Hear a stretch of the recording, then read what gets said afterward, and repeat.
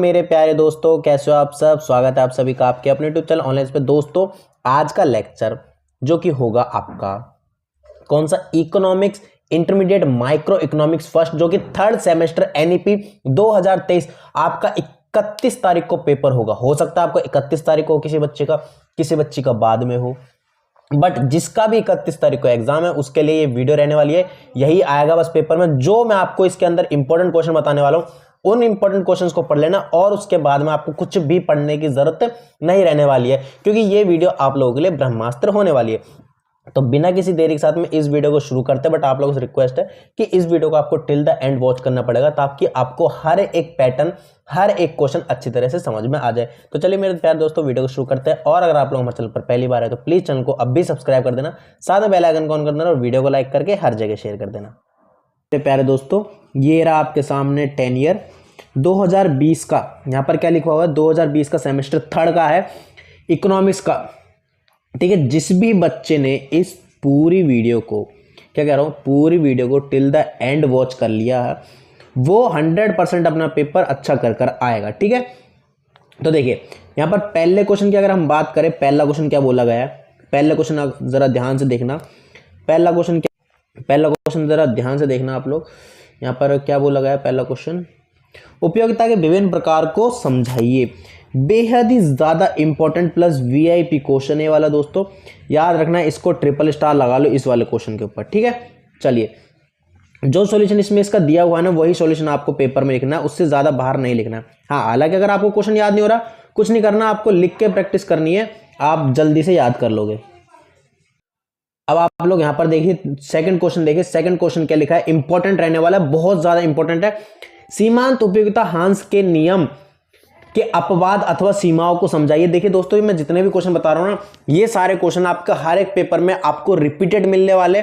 दूसरा, यही सारे क्वेश्चन वर्डिंग चेंज होकर मिलेंगे, लेकिन क्वेश्चन का मतलब, क्वेश्चन का आंसर बिल्कुल सेम रहने वाला है, इंपॉर्टेंट क्वेश्चन रहने वाला है। ठीक है, चलिए, और ये पीडीएफ आपको पूरे टेलीग्राम चैनल पर मिल जाएगी। टेलीग्राम चैनल का लिंक मैंने डिस्क्रिप्शन बॉक्स में दे दिया है, जाकर देख लेना। बाकी अगर आपको लिंक काम नहीं करता तो अपने टेलीग्राम को अपडेट कर लेना, अपने क्रोम ब्राउजर को अपडेट कर लेना, और उसके बाद भी काम नहीं करता तो ऑफिशियल ऑनलाइन टेस्ट डाल देना। मेरा चैनल सबसे ऊपर आएगा, एक ही चैनल है। ठीक है, अब आता है सबसे ज्यादा इंपॉर्टेंट और बार बार क्वेश्चन पूछा जाएगा, और ये क्वेश्चन 100% आपके पेपर में पूछ जाएगा। मैं क्या कह रहा हूं, ये क्वेश्चन आपके पेपर में 100% आपसे पूछ जाएगा। क्या है, अंदिमान वक्र क्या है, पहला क्वेश्चन। एक क्वेश्चन इसका एक पॉइंट बना, इसको आपको सही समझाना। दूसरा है, अंदिमान वक्रों की सहायता से उपभोक्ता के संतुलन को समझाइए।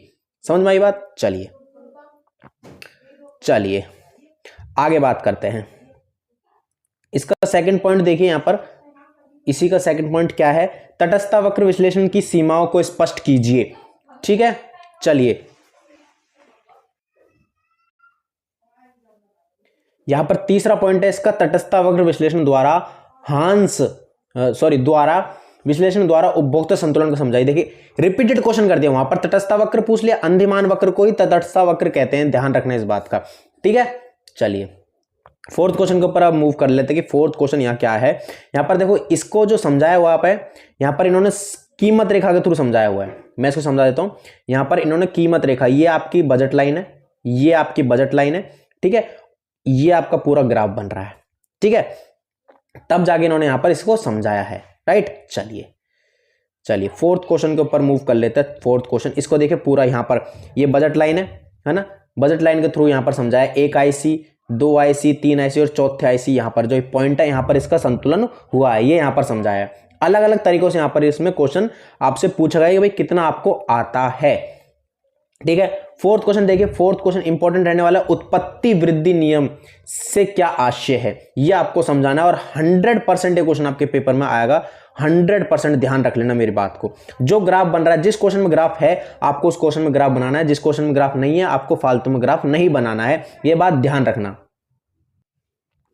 अब देखिए फिफ्थ क्वेश्चन देखिए, फिफ्थ क्वेश्चन यहां पर क्या बोला है, व्यवहारिक अर्थशास्त्र को उदाहरण सहित स्पष्ट कीजिए। अब जो आपकी इकोनॉमिक्स रहने वाली, इसी इकोनॉमिक्स को आपको इन्होंने डिफाइन करने के लिए बोला कि भाई आपको डिफाइन कर रहा हूं उदाहरण की सहायता से, मतलब एग्जांपल के थ्रू आपको इसको डिफाइन करना है। और ये क्वेश्चन एक पहला और इंपॉर्टेंट क्वेश्चन है जो फर्स्ट बार पूछा गया, तो यही क्वेश्चन आपका 100% हो सकता है आपके इस बार पेपर में पूछ जा सके। ठीक है, तो ध्यान रखना इस बात का। चलिए सिक्स्थ क्वेश्चन के ऊपर मूव कर लेते हैं कि लास्ट क्वेश्चन और इसके अंदर भाई कितना क्वेश्चन, देखिए इसके अंदर भी देखो आप लोग को यहाँ पर ग्राफ बनाया हुआ, जिस क्वेश्चन के अंदर ग्राफ बनाया हो क्वेश्चन के अंदर ग्राफ आपको 100% बनाना है, ठीक है। देखिए सिक्स्थ क्वेश्चन अगेन वही तटस्थता वक्र के बारे में पूछा गया है, उदासीनता वक्र कह रहा है उन वस्तुओं के लिए उदासीनता वक्र जो पूर्ण विकल्प या पूरक है, पूरक वस्तु है, आपको समझाया हुआ है मैंने, नहीं पता तो आपकी गलती है। चलिए इंपॉर्टेंट क्वेश्चन है, राइट। तो ये कंप्लीट पीडीएफ आपको टेलीग्राम चैनल पर मिल जाएगी। ये 6 क्वेश्चन मैंने आपको बताए, 6 में से एक भी क्वेश्चन ऐसा नहीं है जो आपके लिए इंपॉर्टेंट नहीं है, सारे ही क्वेश्चन आपके लिए इंपॉर्टेंट रहने वाले। सारे ही क्वेश्चन को आपको बार बार लिख के प्रैक्टिस करके याद करने हैं ताकि आपके क्वेश्चन आपको अच्छी तरह याद हो जाए, प्लस आपकी स्पीड भी बढ़ जाए और उससे आपका टाइम मैनेजमेंट भी हो जाए। वीडियो अच्छी लगे तो वीडियो को लाइक कर देना, हमारे चैनल को सब्सक्राइब कर देना और वीडियो को हर जगह शेयर करना मत भूलना। थैंक यू सो मच दोस्तों।